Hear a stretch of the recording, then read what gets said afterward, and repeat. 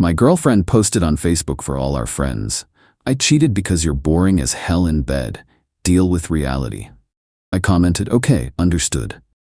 Then I sent screenshots to her ultra-conservative religious parents.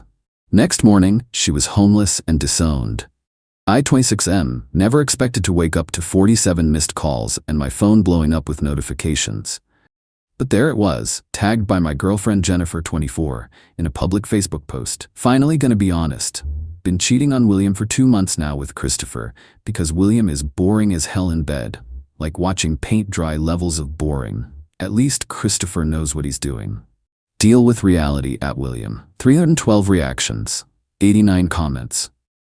All our mutual friends, her coworkers, my family. I sat there for maybe 5 minutes just staring. We'd been together for 3 years, living together for 1. I'd been planning to propose next month, already had the ring hidden in my sock drawer. The comments were a mix of shock, people defending me, and her friends cheering her on. Her best friend Patricia commented, "Yes, queen, finally telling the truth." Another friend wrote, "Get it, girl, life's too short for bad DK." I didn't respond immediately. Instead, I took screenshots of everything. The post, every single comment, her friends encouraging her. Then I went to our chat history and screenshotted the messages from last week where she was telling me she loved me, calling me baby, making plans for our anniversary. Finally, I commented, okay, understood. That's it. 2 words. Then I did something else. See, Jennifer comes from an ultra-conservative religious family. Like the kind where her dad's a deacon, her mom runs the church daycare, and they still think she's a virgin. She told them we had separate bedrooms, and that I was just a roommate to keep them happy. They own the apartment we live in. She told me they were just helping with rent, but I later found out they pay for everything. I created a folder. Screenshots of her post, her friends' comments, and then I added some other things. Photos from her Instagram stories showing her at clubs when she told her parents she was at Bible study, pictures of us clearly together as a couple that she'd hidden from them. I sent it all to her parents, her dad, her mom, her super religious older brother Michael, who's studying to be a pastor. Then I packed my stuff. Update 1, holy shit, this blew up. Okay, so here's what happened next. I was loading my last box into my car when the shitstorm started. Jennifer had gone to brunch with Patricia and some other friends to celebrate her freedom and honesty. Her words from her Instagram story, yes, she was still posting about it. Her dad called her. She didn't answer. Her mom called. No answer. Then Michael showed up at the apartment. According to my former neighbor who texted me the play-by-play, Michael was pissed. Like, biblical wrath level pissed. He was banging on the door for 20 minutes. When Jennifer finally got home, the screaming match was legendary. Cops were called. But here's where it gets interesting. Turns out, Daddy Deacon wasn't just angry about the cheating and lying. See, Jennifer's parents own the apartment. She doesn't pay any rent. Never has. They bought it as an investment, but really it was just for their baby girl. She'd been lying to me about paying her share. By 6 p.m., I got a text from Michael. You have nothing to worry about. She has 72 hours to vacate. My parents asked me to apologize to you for my sister's behavior. You're a good man. Jennifer started calling me around 7 p.m. 47 calls. I didn't answer a single one, but she filled my voicemail. William, what the hell did you do? This isn't funny anymore. Answer your phone. My parents cut me off, you asshole. Where am I supposed to go? Christopher won't even answer my calls. You ruined my life over a joke. A joke. She humiliated me in front of everyone we know, and she called it a joke. I posted a simple Facebook status. Moving forward. Thanks to everyone who reached out. I'm good. The comments on her original post started shifting. Suddenly, all those people cheering her on were real quiet. Update 2. Buckle up, because this gets worse. For her, and somehow more insane. So Jennifer ended up moving in with Patricia. Apparently Christopher, the sex god she threw away our relationship for? Yeah, he's married. Has been the whole time. When his wife found out, I sent her screenshots the same day I contacted Jennifer's parents. He blocked Jennifer on everything and went into full damage control mode. But Jennifer isn't going down without a fight. She started a whole campaign against me on social media. According to her, I was financially abusive Because I made her pay for her own Starbucks? I was controlling because I asked her to text me when she got home safe? I manipulated her into cheating.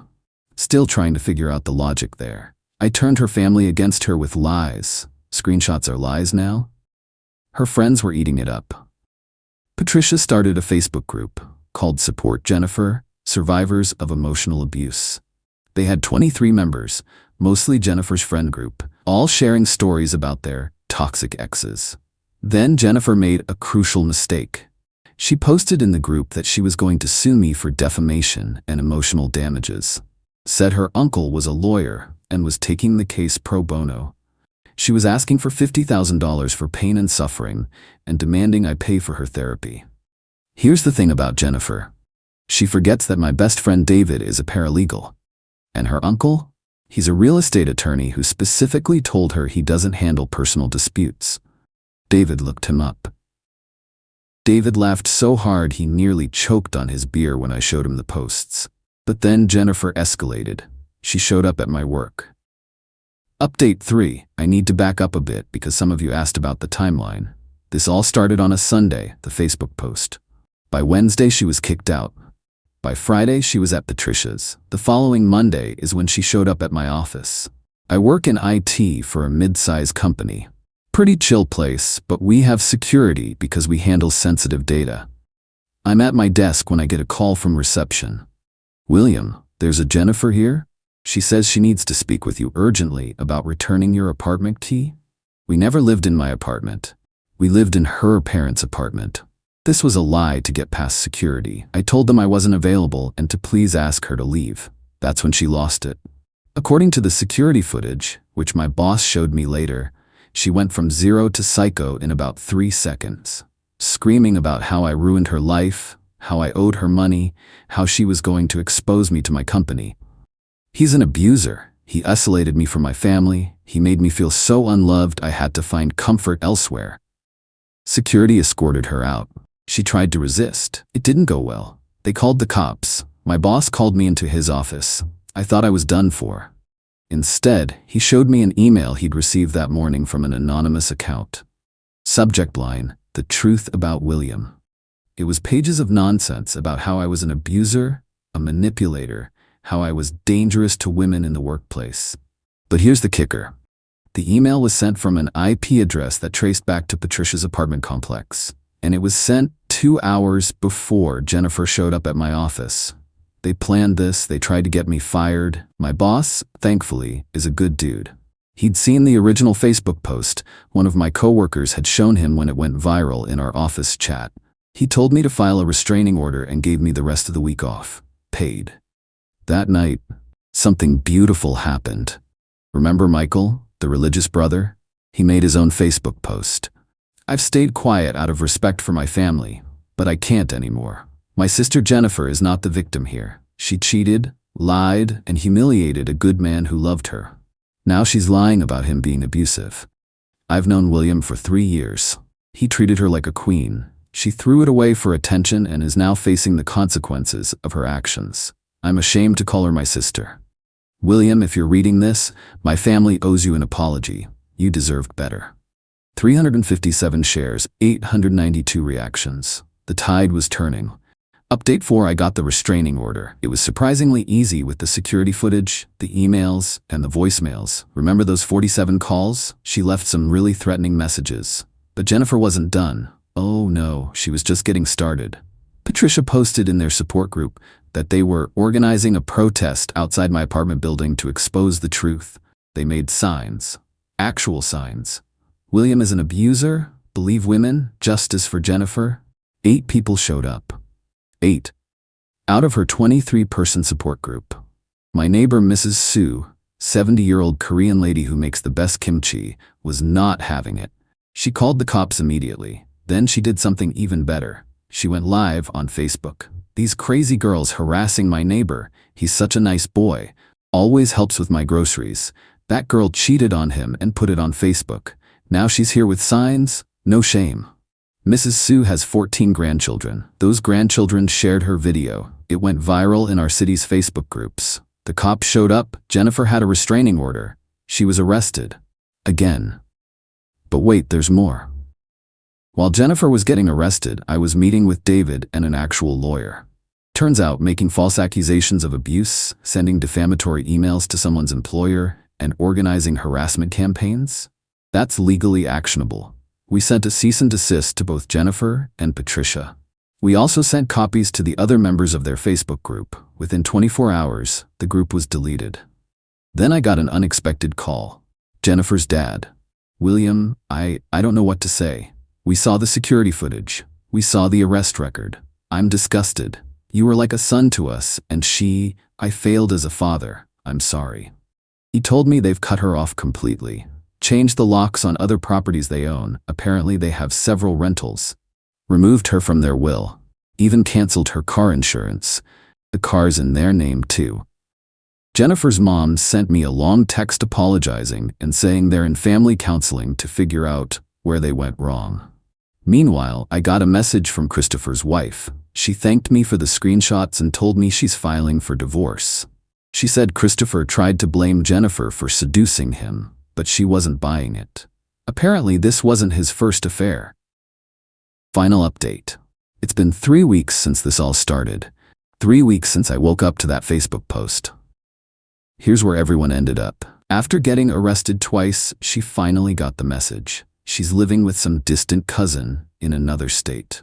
Last I heard, through Michael, she's working at a call center and sleeping on an air mattress. She's been completely cut off by her family. No inheritance, no support, nothing. Her Instagram is private now, but Patricia still posts about their healing journey and how they're survivors.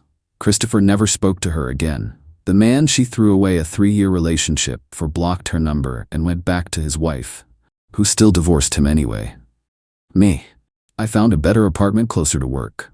My boss gave me a raise for handling a difficult situation with maturity.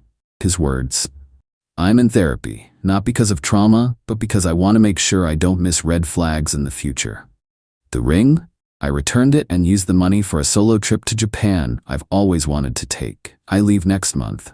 The legal stuff. My lawyer sent the final demand letter. If Jennifer or any of her friends contact me, my employer, or make any more public statements about me, we proceed with the defamation suit. So far, silence. The friends. Most of our mutual friends sided with me after seeing the evidence. The ones who didn't? Good riddance.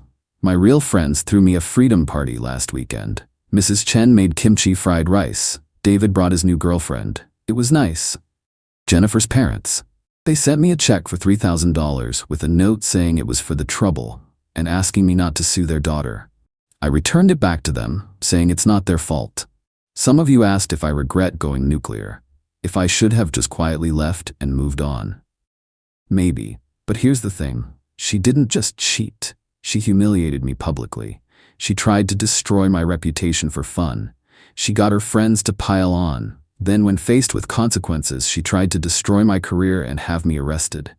So no, I don't regret a damn thing. To everyone going through something similar, document everything. Protect yourself legally. Don't engage directly. Let them hang themselves with their own rope. And Jennifer, if you're reading this from your cousin's air mattress, was Christopher worth it? Peace out, Reddit. Thanks for following this wild ride. Edit. Since some of you asked, yes, this is real. No, I won't be sharing the actual screenshots or videos for obvious legal reasons. And to the person who messaged me saying they think they know who Patricia is, please don't contact anyone involved. Let's just let this die here. Edit 2. Holy hell. Michael just texted me. Apparently Jennifer tried to start a GoFundMe claiming she was a victim of financial abuse and needed help getting back on her feet. It got reported and taken down within hours. She really doesn't learn, does she?